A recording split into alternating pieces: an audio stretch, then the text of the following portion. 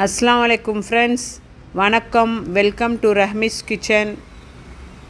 Hi friends, இன்றைக்கி இது பால் சுறா மீன் செய்ய போகிறோம். ஏன்னா டெலிவரியான பிள்ளைங்களுக்கு டெலிவரியான லேடிஸுங்களுக்கு இந்த பால் சுறா மீன் கொடுத்தா நல்லா பால் வரும், செமையாக பால் வரும். அதுக்கு வேண்டி நம்ம பால் சுறா மீன் செய்ய போகிறோம். இன்றைக்கும் போஸ்ட்மார்ட்டம் ரெசிபி தான் போடுறேன். ஸோ இந்த மீன் எப்படி செய்கிறதுன்னு காணிக்கிறேன் நான். மீன் நல்லா தோல் எடுக்க வச்சுடுங்க. மீன் கடையிலேயே வாங்கும் போதே தோல் எடுக்க வச்சுடுங்க. பீஸ் பண்ணிட்டு வந்துட்டால் நம்ம இங்கே நல்லா கழுவிக்கலாம். வீட்டில் கழுகி அதுக்கு வேண்டிய மசாலாலாம் சொல்கிறேன்.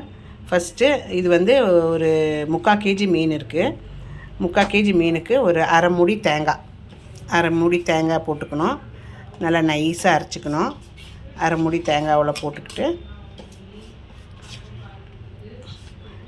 கொஞ்சம் மஞ்சத்தூள், 1 டீஸ்பூன் மிளகாத்தூள், 1 டீஸ்பூனு தனியாத்தூள், இதுவும் தேங்காய் கூடயே போட்டுக்கிட்டு நல்லா நைஸாக ஆட்டிக்கோங்க.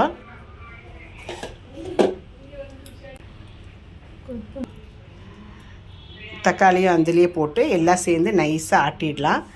அப்புறம் நைஸாக ஆட்டின பிறகு ஒரு பீஸ் இஞ்சி, ஒரு பச்சை மிளகு, 6 சின்ன வெங்காயம் அதுலேயே போட்டு நசுக்கி எடுத்துக்கணும். ஒரு கிரு பண்ணி எடுத்துக்கணும். ஒரு வாட்டி பல்ஸ் பண்ணி எடுத்துட்டோம்னா மசாலா ரெடி ஆகிடும். பாருங்கள் ஃப்ரெண்ட்ஸ், நம்ம தாளிச்சிக்கலாம். மீன் சாறு சேம் தான். என்னென்னா நம்ம குழந்த பிறந்தவங்களுக்கு கொடுக்குறனால காரெல்லாம் கொஞ்சம் கம்மியாக போடணும். அதுக்கு தான் நான் காமிச்சிட்ருக்கேன். ஆல்ரெடி நம்ம ஃபிஷ் பண்ணுற மாதிரி தான் பண்ணணும். பட் ஸ்டில் இது காரம் கம்மியாக இருக்கிறனால தான் இன்னொரு வீடியோ எடுத்து போட்டிருக்கிறேன், பால் சுறா பண்ணுறது எப்படின்னு. இது எண்ணெய் கொஞ்சம் தேங்காய் எண்ணெய் ஊற்றிக்குங்க. ஒரு 2 டேபிள் ஸ்பூன் அவ்வளோ தேங்காய் எண்ணெய் ஊற்றிட்டு கொஞ்சம் ஜீரகமும் கொஞ்சம் வெந்தயம் போட்டுட்டு பாருங்கள் ஃப்ரெண்ட்ஸ், வெந்தயம் ஜீரகம் பொரிஞ்ச உடனே கொஞ்சம் கருவேப்பிலை, கொஞ்சம் சின்ன வெங்காயம் கொஞ்சம் கூட போடணும். சின்ன வெங்காயம் ரொம்ப நல்லது. பிறந்த பிள்ளைங்களுக்கு கொடுக்குறதுக்கு ரொம்ப ரொம்ப நல்லது. கொஞ்சம் கருவேப்பிலையும் கொஞ்சம் சின்ன வெங்காயம் போட்டுட்டு நல்லா தாளிச்சிக்குங்க. இது நல்லா வணங்கின பிறகு நம்ம தேங்காய் மசாலா அரைச்சிருக்கோம் இல்லைங்களா, அது ஊற்றிக்கலாம். பாருங்கள் ஃப்ரெண்ட்ஸ், இந்த மாதிரி வெங்காயம் வணங்கின உடனே நம்ம அரைச்சி வச்சுருக்கிற தேங்காய் மசாலாலாம் ஊற்றிக்கலாம்.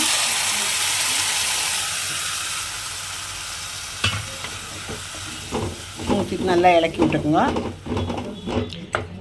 குடம்புளி கழுகி வச்சுருக்கிறேன். ஒரு 5-6 குடம்புளி கழுகி வச்சுருக்கிறேன், அது போட்டுக்கலாம். அதுவும் போட்டுட்டு இலக்கி விட்டுட்டு தேவையான உப்பு போட்டுங்க. குடம்புளி போட்டுட்டு உப்பும் போட்டுட்டு நல்லா இலக்கி விட்டுங்க. கொஞ்சம் தண்ணி ஊற்றிக்குங்க.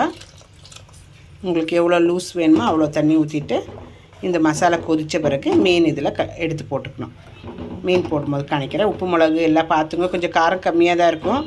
நான் சொன்ன மாதிரி குழந்த பிறந்திருக்கிற அம்மாவுக்கு கொடுக்குறனால காரம் கம்மியாக தான் வைக்கணும்.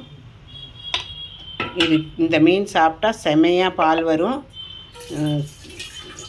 ட்ரை பண்ணுங்க. பால் வராத தாய்மாரங்க ட்ரை பண்ணுங்க. அப்புறம் நீங்கள் எனக்கு கமெண்ட்ஸில் போடுங்க கீழே. அவ்வளோ ரொம்ப நல்ல மீன். பால் சுறான்னு பேர் இந்த மீன். நீங்கள் அது வாங்கி கொடுங்க பிள்ளைங்களுக்கு.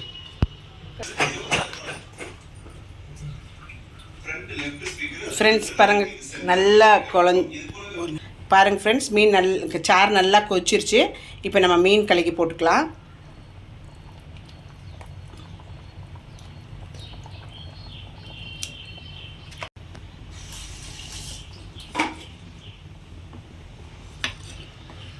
கொஞ்சம் லைட்டாக இலக்கி விடுங்க, உடையக்கூடாது மீன். இனி இது ஒரு 5 மினிட்ஸ் கொதிக்கிட்டோம். கொதித்த பிறகு மீன் சாறு ரெடி. குழந்த பெற்ற தாய்மார்களுக்கு கொடுங்க, சூப்பராக பால் வரும். இது போல் நிறைய டிப்ஸுடன் உங்களை மீண்டும் வேறு வீடியோவில் சந்திக்கிறேன். ரஹ்மிஸ் கிச்சன் இஷ்டம் ஆச்சுன்னா லைக் பண்ணி, சப்ஸ்கிரைப் பண்ணி, ஷேர் பண்ணி, கமெண்ட் பண்ணுங்க. வாட்டி பார்க்குறவங்க ப்ளீஸ் மறக்காமல் சப்ஸ்கிரைப் பண்ணுங்க. தேங்க்யூ ஃபார் வாட்சிங் ரஹ்மிஸ் கிச்சன். தேங்க்யூ, டேக் கேர், பாய்.